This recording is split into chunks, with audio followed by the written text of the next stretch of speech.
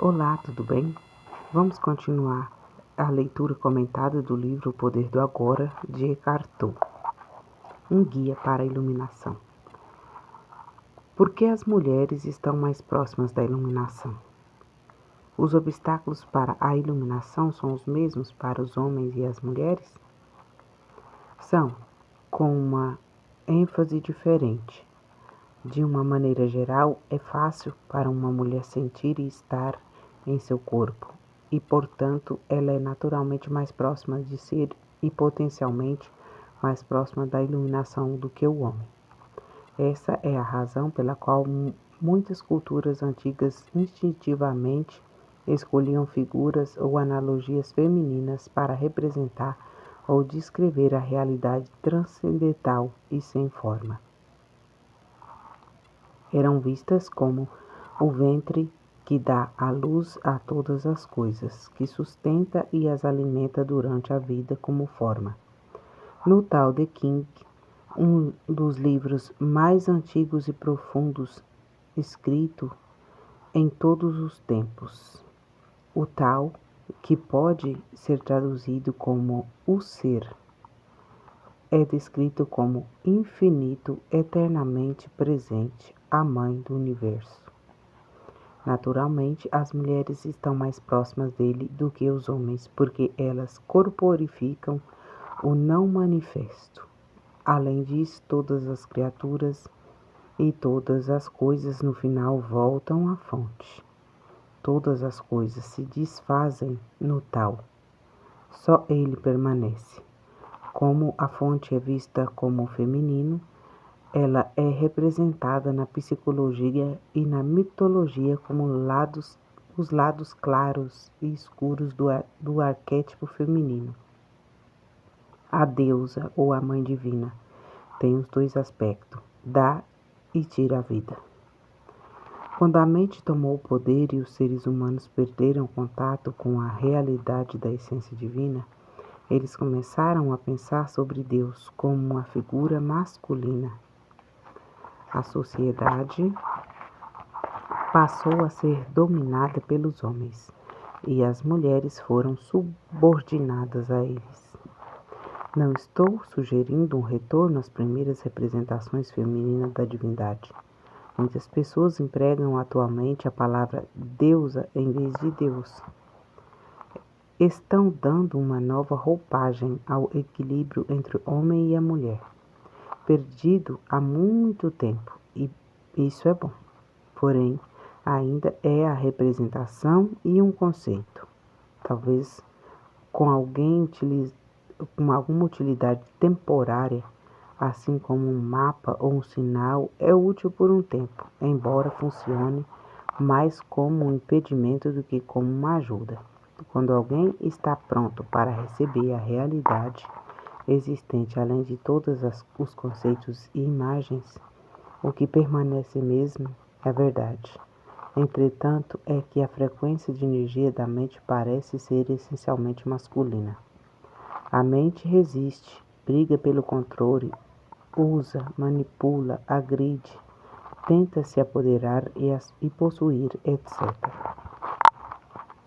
Essa é a razão pela qual o Deus tradicional é uma figura patriarcal, uma autoridade controladora, um homem sempre furioso que devemos temer, como sugere o Velho Testamento. Esse Deus é uma projeção da mente humana. Para irmos além da mente e nos religarmos à profunda realidade do ser,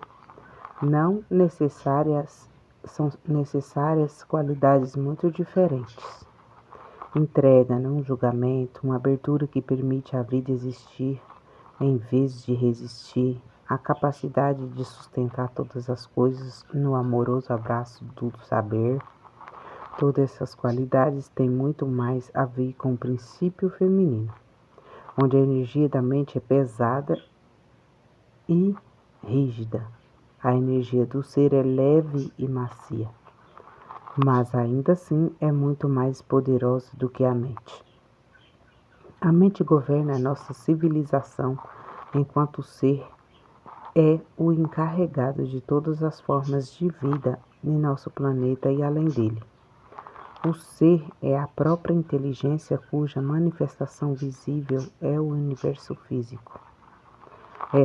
Embora as mulheres estejam potencialmente mais próximas deles, o homem também consegue ter acesso a ele dentro de si mesmo. Nesse momento, a imensa maioria dos homens e das mulheres ainda está sob o domínio da mente. Ela que impede a iluminação e o florescimento do amor. Como regra geral, o obstáculo para os homens tende a ser a mente pensante, enquanto o maior obstáculo para as mulheres é o sofrimento. Embora, em casos isolados, o oposto possa ser verdade, em outros, os dois fatores possam ter o mesmo peso. Aqui, gente, Flávia, falando sobre, quem o Velho Testamento da Bíblia, é válido ressaltar que quem o escreveu foi homens, né? Então, eles colocou ali o seu entendimento rude e talvez naquela época, com certeza, as mulheres não, muito pouquíssimas mulheres não escreviam, não tinha, né? Eu lembro que a minha avó falava que as mulheres elas não aprendiam a ler e escrever, só os homens faziam isso, né? Então, de repente, nesta época do Velho Testamento, eu acredito que tenha sido uma visão masculina mesmo que tenha, e naquela época com certeza a gente vê os relatos da Bíblia, que é bem típico, né, da 2000 anos atrás, por exemplo. Continuando, dissolvendo o sofrimento coletivo feminino. Por que o sofrimento é um obstáculo maior para as mulheres? O sofrimento em geral tem um aspecto coletivo e um individual. O aspecto pessoal é o resíduo acumulado de problemas e sofrimentos emocionais que a própria pessoa vivenciou no passado. O aspecto coletivo é o sofrimento acumulado na psique da humanidade por milhares de anos, através de doenças, torturas, guerras, assassinatos, crueldades, loucuras, etc. O sofrimento de cada um de nós também participa deste sofrimento coletivo. Por exemplo, certas raças ou países onde ocorrem formas extremas de lutas e de violência possuem um sofrimento coletivo. Também é chamado egrégora, né, gente? Não está escrito aqui no livro, mas a gente chama de egrégora esse sofrimento coletivo, ou até mesmo a paz coletiva também, né? Uma egrégora de paz. Nesse caso aqui se refere à egrégora de sofrimento feminino, mais intenso do que os outros. Qualquer pessoa que, com um forte sofrimento e sem consciência bastante para se desligar dele, não só será forçada de modo contínuo ou periódico a reviver o sofrimento emocional, mas também pode facilmente se tornar autor ou vítima da violência. Por outro lado, estas pessoas também podem estar potencialmente mais próximas da iluminação. Claro que esse potencial nem sempre se realiza, mas se você tiver um pesadelo, provavelmente terá mais motivos para despertar do que alguém que acabou de ter um sonho comum sobre dificuldades da vida. Além do sofrimento pessoal, cada mulher tem participação naquilo que pode ser descrito como o sofrimento feminino coletivo, a menos que ela esteja plenamente consciente. Consiste no sofrimento acumulado vivido por cada mulher, em parte pela dominação dos homens sobre as mulheres, pela escravidão, exploração, estupro, partos, perda dos filhos, etc. Durante milhares de anos. O sofrimento físico e emocional, que para muitas mulheres precede e coincide com o fluxo menstrual, é o sofrimento em que o aspecto coletivo despertando da sua dormência naquele momento, embora possa ser detonado também em outras ocasiões.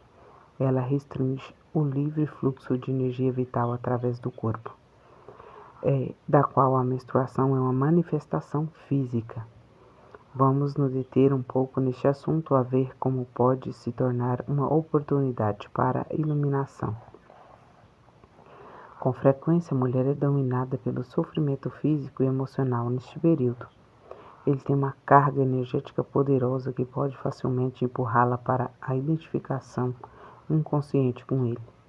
Você é, então, possuída por um campo de energia que ocupa o seu espaço interior e finge ser você, mas não é você, de jeito nenhum. Vai criar situações negativas em sua vida, de tal modo que ele possa se alimentar da energia. Já descrevi esse processo. Ele pode ser vicioso e destrutivo. É o sofrimento puro, o sofrimento do passado e não você. O número de mulheres que estão se aproximando do estado de consciência plena já ultrapassa a dos homens e vai crescer ainda mais rápido nos próximos anos. Os homens poderão alcançá-las no final, mas por um tempo considerável haverá uma distância entre a consciência masculina e a feminina. As mulheres estão recuperando a função que é um direito natural delas. Ser uma ponte entre o mundo manifesto e o não manifesto, entre a materialidade e o espírito. A sua tarefa principal agora, como mulher, é transformar o sofrimento de forma que ele não mais se interponha entre você e o verdadeiro eu. Naturalmente, você também tem de lidar com o outro obstáculo, a iluminação, que é a mente pensante, mas a presença intensa que você produz quando lida com o sofrimento também vai libertá-la da identificação com a mente. A primeira coisa para lembrar é que, enquanto você construir a sua identidade em função do sofrimento, não conseguirá se livrar dele. Enquanto investir uma parte do seu sentido de eu interior e do seu sofrimento emocional, você vai resistir ou sabotar inconscientemente. Cada tentativa para curar o sofrimento. Por quê? Porque você quer se manter inteiro e o sofrimento se tornou uma parte essencial de você. Esse é um processo inconsciente e o único caminho para superá-lo é torná-lo consciente. Perceber de repente que você está ou tem estado presa ao sofrimento pode lhe causar um choque. No momento em que você percebe isso, você acabou de romper com a ligação. O sofrimento é um campo de energia, quase como uma entidade que alojou temporariamente no seu espaço interior. É a energia da vida que foi aprisionada, uma energia que não está mais fluindo. Claro que o sofrimento está ali por causa de certas coisas que aconteceram no passado. Ele é o passado vivo em você. E se você se identifica com ele, se identifica com o passado. Uma identidade vítima acredita que o passado é mais poderoso que o presente.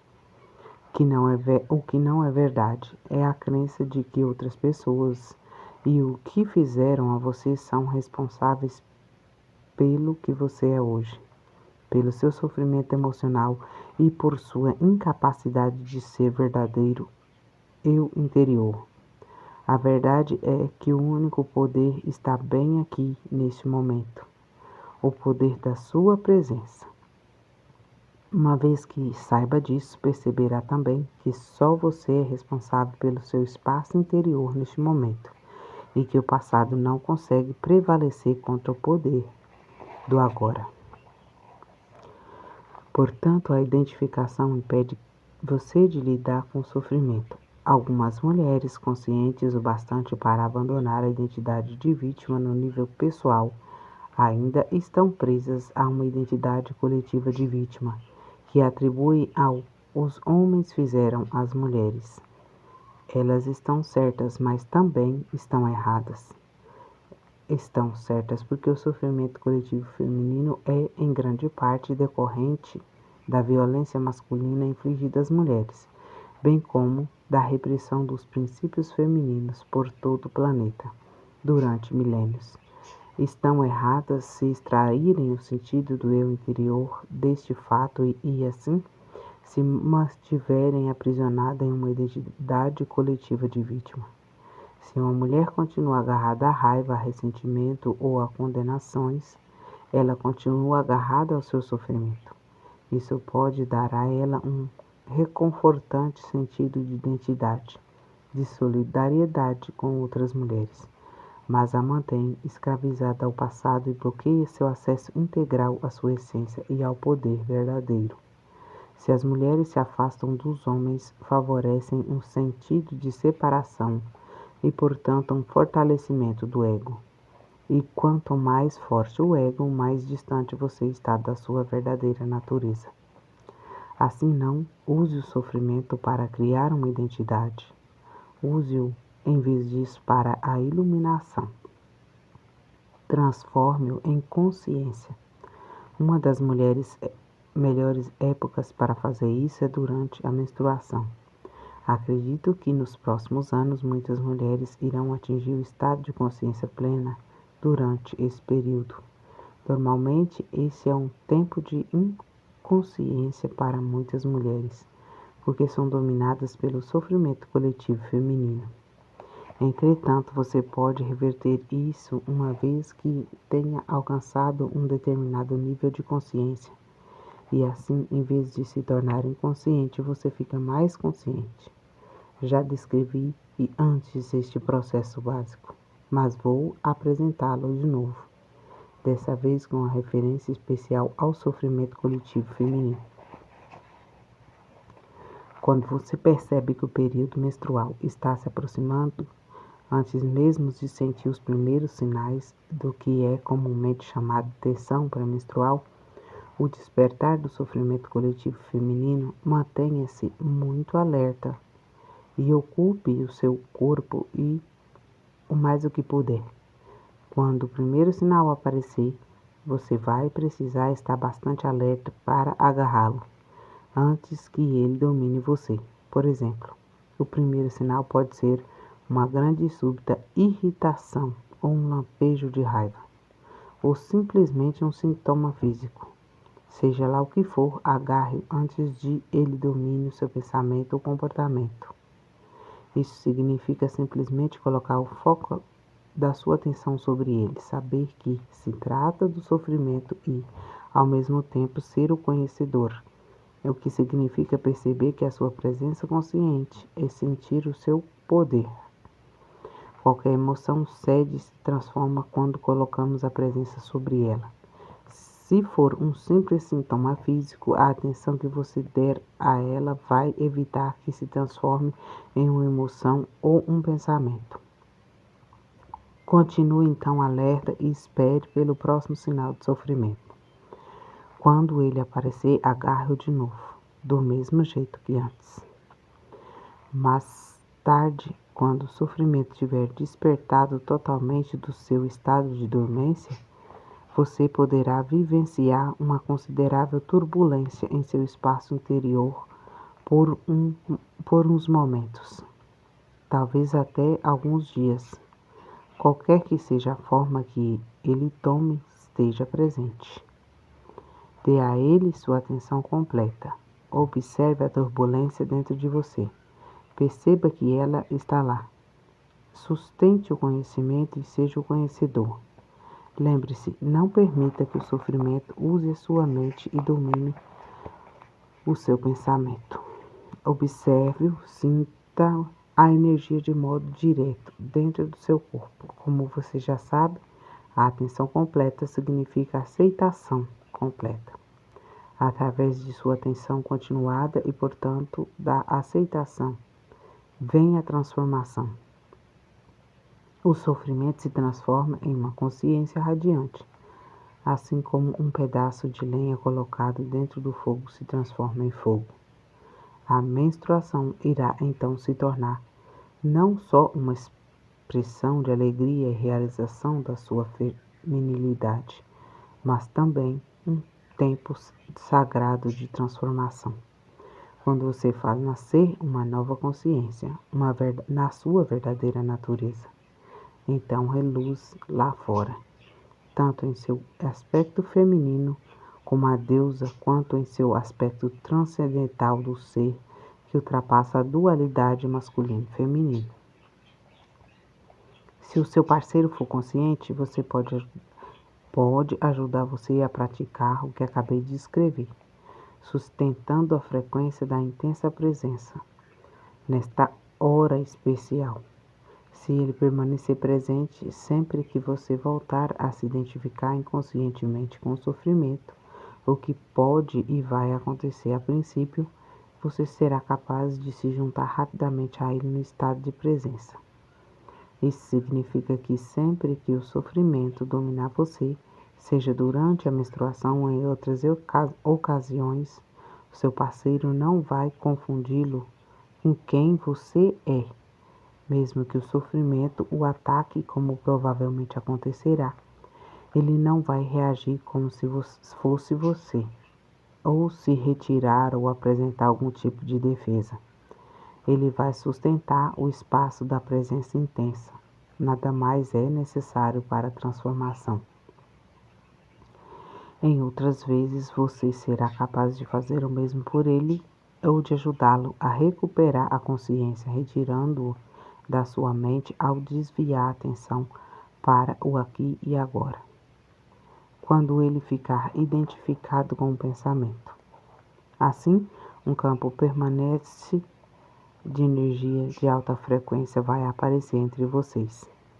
Nenhuma ilusão, sofrimento, disputa, nada que não seja vocês, nada que não seja amor pode sobreviver dentro dele. Isso significa a realização do divino, o propósito transpessoal do seu relacionamento, desistindo do relacionamento consigo mesmo. Quando alguém está plenamente consciente, será que tem necessidade de um relacionamento? Um homem ainda se sentirá atraído por uma mulher? Uma mulher se sentirá incompleta sem um homem? Iluminado ou não, no nível da identidade com a forma, você não está completo. Você é a metade do todo, e isso é percebido com a atração homem e mulher. O movimento é em direção à polaridade oposta de energia. Não importa qual seja o seu nível de consciência, mas nesse estado de conexão interior você percebe essa atração em algum lugar sobre a superfície ou a periferia da sua vida. O universo inteiro parece as ondas e marolas sobre a superfície de um oceano imenso e profundo. Você é esse oceano e naturalmente também é a marola, mas uma marola que percebeu a sua vida, a verdadeira identidade como o oceano e sabe que, em comparação a essa vastidão e profundidade, o mundo das ondas e marolas não é assim tão importante. Isso não significa que você não se relaciona profundamente com outras pessoas ou com seu parceiro. Na verdade, você só consegue se relacionar se tiver consciência do ser, partindo do ser. Você é capaz de enxergar além do véu da forma. No ser, homem e mulher são uma unidade. A sua forma pode continuar a ter algumas necessidades, mas o ser não tem nenhuma. Já está completo e inteiro. Se essas necessidades forem preenchidas, será ótimo, mas não faz diferença para o seu estado interior mais profundo. Portanto, caso a necessidade de uma polaridade masculina ou feminina não seja preenchida, é perfeitamente possível para uma pessoa iluminada perceber que falta alguma coisa no nível externo e ao mesmo tempo sentir-se totalmente completa e satisfeita no nível interno. Na busca da iluminação, ser homossexual serve de vantagem, de obstáculo ou não faz qualquer diferença? Ao se aproximar da identidade adulta, a incerteza da sexualidade seguida da percepção de que você é diferente dos outros pode forçar uma desidentificação dos padrões socialmente condicionados de pensamento e comportamento. Isso vai elevar automaticamente o seu nível de consciência sobre a inconsciência predominante, onde as pessoas inquestionavelmente carregam todos os padrões herdados. Nesse sentido, ser homossexual pode ser uma vantagem. Além disso,